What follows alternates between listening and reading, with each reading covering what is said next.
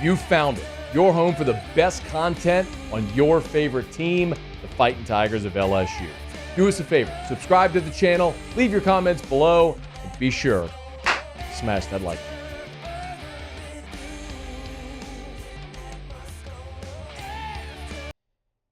With the transfer portal, let's hop back in. LSU, over the weekend, 2 massive additions. We talked about Patrick Payton earlier in the show. Now I want to talk about Brillan Moore. Brillan Moore is a name you should all be very, very familiar with. Center out of Virginia Tech. And Braelin Moore to LSU feels like one of the worst kept secrets probably since Jakeem Jackson earlier in this portal cycle.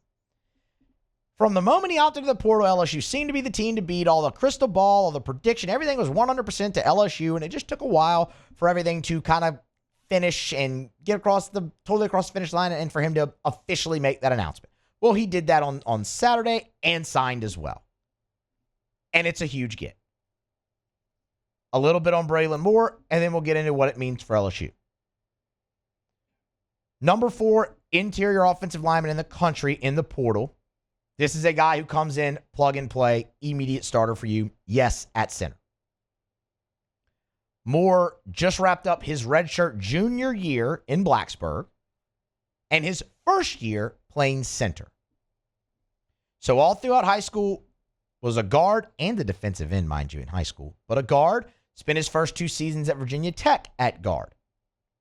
We had Andy Bitter on the show a week ago, and he's talked about with the change at center, they were looking for a little bit more stability there, Virginia Tech was, which oddly enough, he's leaving after 1 year of playing the position. But he actually switched spots with his brother, who's also on the team. His brother went down to guard. So a guy who's played 1 year of center, coming in and you're like, wow, that's your plug-and-play guy. Yeah, it is. 2-year starter along the offensive line. But when you look at the success he had in his 1 year playing center, and this was something that Andy Bitter spoke to us about at the end of last week, where it's, handled himself fine with the blocking and the snap, and that's key for something we're about to get into. And he handled all the calls, and there were no real hiccups there. And on top of that, Braelin Moore has gone on the record and said center's actually the position he prefers to play on the offensive line. So this is a huge get immediately. It's a veteran that stabilizes the middle of your offensive line. And I will remind you, go back to Brian Kelly's first season at LSU. Go back to 2022. You had all the influx on the offensive line. You had a lot of options, a lot of talent. Freshman Will Campbell, freshman Emory Jones, Garrett Dellinger still there. Like, you got a lot of options and a lot of talent, but the roles were just not defined. And what you really needed was a center. And Brian Kelly talked about that extensively throughout that offseason. That center had to come first for this team, and then you let the rest of it fall into place. Now, it ended up being Garrett Dellinger, and that lasted all of 1 game, and then they turned it over to Charles Turner, and he never relinquished the spot going forward. So center came first, and ultimately it wasn't really necessarily the right call, but that's not the point of the conversation. I digress. Center had to come first. You're in a very similar situation here heading into the 2025 offseason. Dellinger, gone. Campbell, draft. Jones, draft. Frazier, gone, out of eligibility. And when you look at DJ Chester, that was a struggle at center at points this season. Call it what it is. It just was. Struggles with the snap. When Dellinger went down, you really saw some issues blocking. And I will attribute some of that to Garrett Dellinger not playing by his side anymore. You look at a guy, young player in DJ Chester, losing that veteran next to him, having to bring in another young player like Mubanga next to him, that does matter. But there were some hiccups early in the season blocking as well. But the snap, everything kind of wrapped into one. You had issues there. Braelin Moore fixes that. Braelin Moore is the center that needs to come first for this offensive line in 2025, and then you let the pieces fall in around it, much like you did in 2022.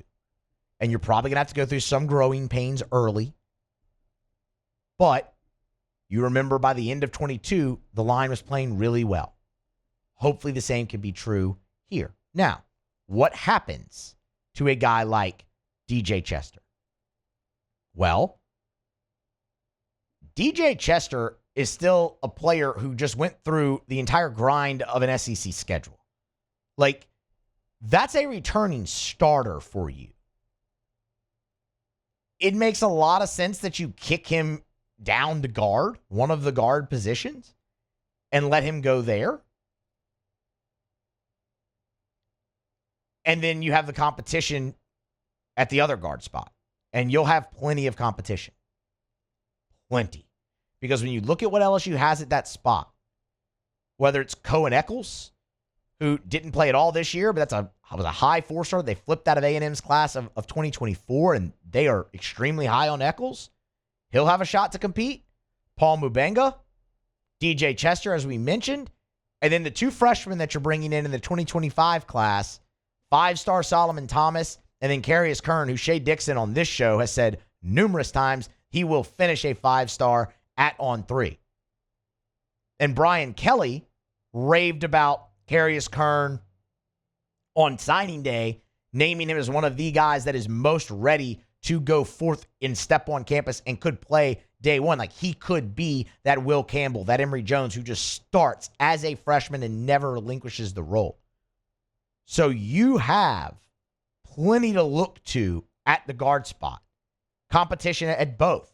But I do think a guy like DJ Chester, who's been through the wars already in the league, would kick down there and get first crack at that spot. It's kind of like we mentioned earlier when we talked about Frazier returning, or not returning, but playing in the bowl game. You need as much of a veteran presence as you can have because you're going to have so many new pieces. And you're not done there. You need tackle. And we'll talk a little bit about that the bottom of this hour. But you still need a tackle.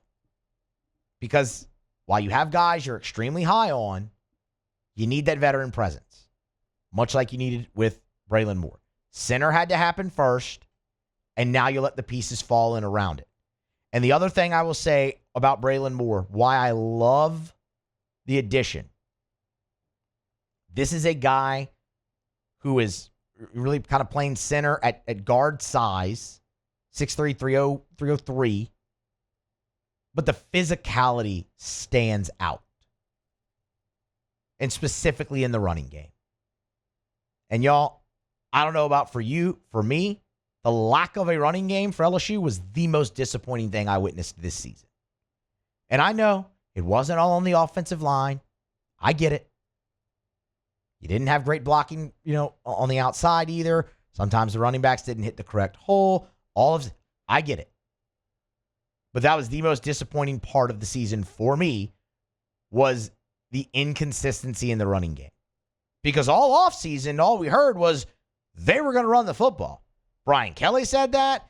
Will Campbell said that. They were going to run the football. And then they couldn't. Braelin Moore is fierce in the running game. That is a guy who for 2 seasons anchored a Virginia Tech offensive line that paved the way for a 190-yard per game season on the ground in 24 and a 180-yard per game season on the ground in 2023, including 5 yards per carry that year. That's what you need in the middle of your line as your center, as your anchor, and that's what they went and got. Plug-and-play starter, day one, Braelin Moore, who should immediately make you better where you were deficient in the running game up front. So I love that pickup, and you'll let the rest of the pieces fall into place as they go forth. There'll be a lot of competition along the offensive line, and it will be fascinating to watch as LSU continues through this bowl prep, gets into spring. You'll have the spring portal window, so there could be some fluctuation there. Again, obviously keep that in mind.